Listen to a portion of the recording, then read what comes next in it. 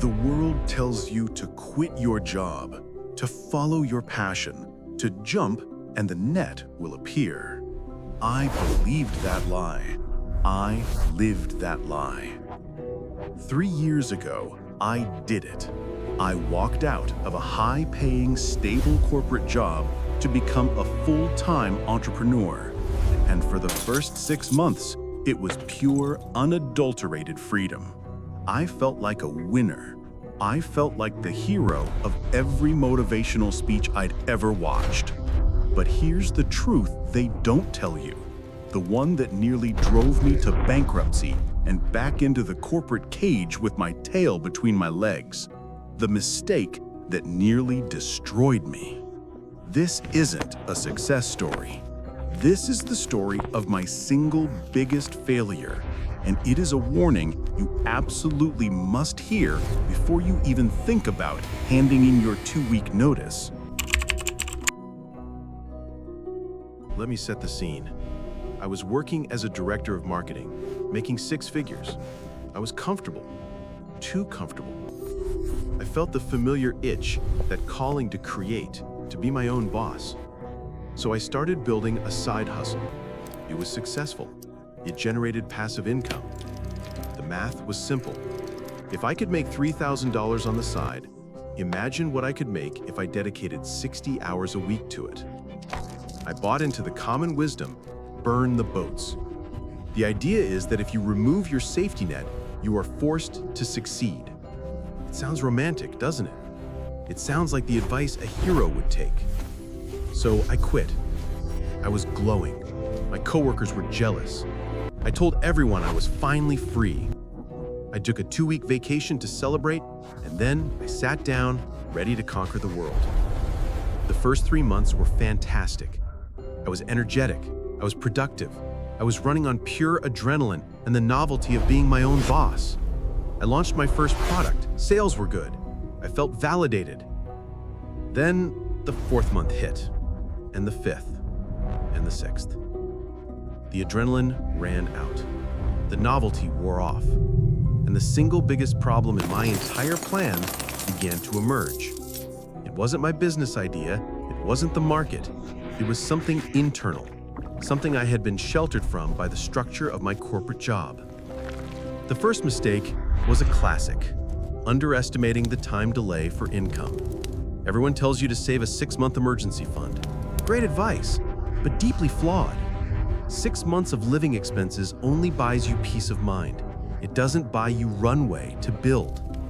My side hustle sales were unpredictable. I'd have a great month followed by a terrible one.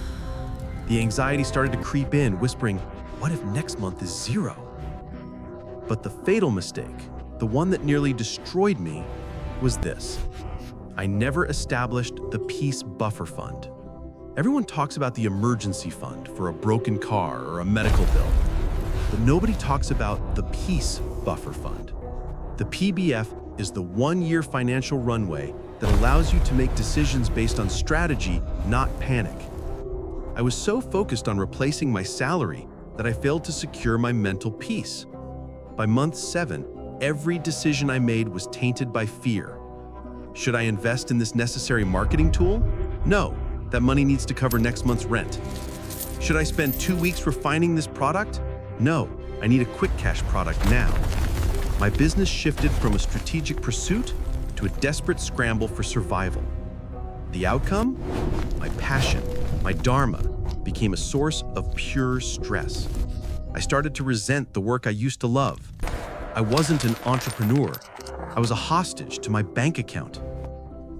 If any of this sounds familiar, that feeling of being trapped by your own hustle, then you already know the high cost of emotional decisions. The lessons I learned were expensive, but I want to give them to you for free.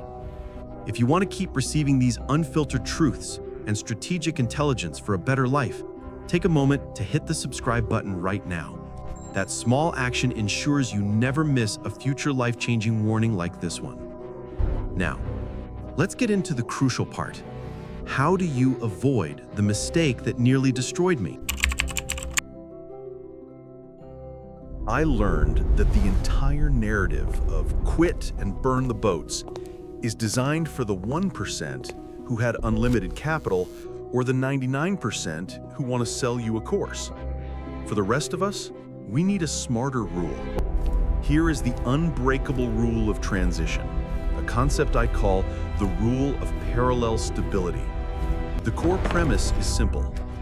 Do not quit your job until your passion side hustle can financially cover your peace buffer fund for 1 full year. Not just your monthly expenses, your 1-year PBF. This is how it works. Step 1, define your true peace budget. This is your non-negotiable monthly expense to maintain a comfortable, stress-free life. Rent, basic food, utilities. Step 2, calculate your PBF. Multiply that true peace budget by 12. This is the number you must have in a separate, untouchable high-yield savings account. Step 3, test for PBF coverage. Your side hustle must demonstrably generate enough income to cover your monthly peace budget consistently for 6 consecutive months before you quit. This tests the viability of your business, not just your enthusiasm. Step 4, the strategic launch. You quit the day you have 2 things. A, your PBF fully funded in the bank, and B, a side hustle that has proven its income consistency. Think about the psychological shift this creates. If you quit with a full PBF, you are buying yourself 12 months of stress-free strategic decision-making. You can invest in tools, spend time on refining quality, and say no to bad clients because you are negotiating from a position of absolute stability, not desperation. This rule flips the narrative from burning the boats to building the shipyard. You are not eliminating escape routes. You are creating a new, stable base. But the mistake wasn't just financial. There was a second, silent killer that almost ended my career before it began: the loss of expert identity. In the corporate world, I was a director. I had a title. People took my calls. My identity was tied to my professional role and the institution I represented. I was seen as the expert. I was the go-to person. When I quit, my title vanished. I became just a freelancer or just a YouTuber to the outside world. More importantly, I became a nobody to myself. The confidence that allowed me to launch my product came from my old role. When that external validation was removed, my internal compass went haywire. I suffered from acute imposter syndrome, mixed with a deep sense of isolation. When you're in an office, you have a team. You have water cooler talk. You have immediate feedback. As a solo entrepreneur, you have your desk, your thoughts, and the terrifying silence. The mistake? I confused my institutional authority with my personal expertise. My corporate job provided an easy social answer to what do you do? The entrepreneurial life demands that you confidently create your own answer and defend it. The fix? The identity bridge. You must consciously separate your value from your title before you quit. Start now. 1. Build a public portfolio of personal expertise. Start sharing your corporate knowledge on a personal blog or LinkedIn under your own name, not your company's banner. Let people know you are the expert, not just your job title. 2. Cultivate an external accountability network. Find 2 or 3 other entrepreneurs before you quit, not motivational coaches, but peers who are in the trenches. These people will replace the emotional support and immediate feedback loop that your office provided. 3. Define success by internal metrics. Your goal is no longer the next promotion, but skill acquisition, consistency, and daily discipline. Shift your focus from external validation to internal sovereignty. Did I do the work today? Did I learn something new? That is the only measure of success that matters now. The biggest myth about following your passion is that it's about doing what you love. No. Following your passion is about being willing to endure the tedious, difficult, and unglamorous work required to turn what you love into something sustainable. My final, and perhaps most painful realization was this: the entrepreneurial life is a marathon of boredom, not a sprint of excitement. I was shocked by the sheer amount of administrative, technical, and frankly boring work required.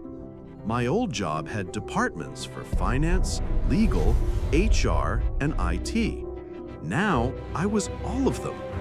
90% of my day was spent on things I didn't love: setting up email funnels, editing contracts, bookkeeping, and 10% on my actual passion. The mistake? I expected passion to be a consistent fuel source. Fix? The doctrine of professional detachment. You must treat your passion like a professional business, not a hobby. Schedule the boring. Block out specific, non-negotiable time slots for admin, finance, and technical work. Treat these tasks with the same professionalism you treated your old corporate duties. The 5-95 split rule. Acknowledge that in the early stages, you will spend 95% of your time on things you have to do, just to earn the 5% of time you get to spend on what you truly love. This mental shift prevents burnout and resentment. Automate or delegate when PBF allows. Immediately, start looking for software or tools to automate the tedious tasks. As soon as your PBF is funded, the first thing you pay for is the elimination of your most hated task. The biggest mistake I ever made wasn't financial. It was psychological. I rushed. I panicked. I believed the hype that the moment you feel the itch, you must jump. That mindset almost destroyed my financial stability, my mental health, and the very passion I was trying to protect. If you take only one thing away from my story, let it be this: the only thing you should burn is the illusion of instant success. The path to freedom is paved with structure, strategy, and a full peace buffer fund. Don't mistake excitement for strategy. Don't trade one form of slavery for another, a slavery dictated by fear and desperation. My final rule: wait until you can make strategic decisions for 12 months, even if zero money comes in. That is true freedom. Thank you for listening to this difficult story. Your journey matters, and I want to hear about it. What is the single biggest fear holding you back from quitting your job and pursuing your dream? The community below is a place for honesty and support, not for empty motivation. Leave a comment below and tell me your biggest fear, and let's face it together. And if this video saved you from making a costly mistake, like this video and subscribe for more strategic intelligence. Until next time, be safe, be strategic, and never stop building your financial fortress.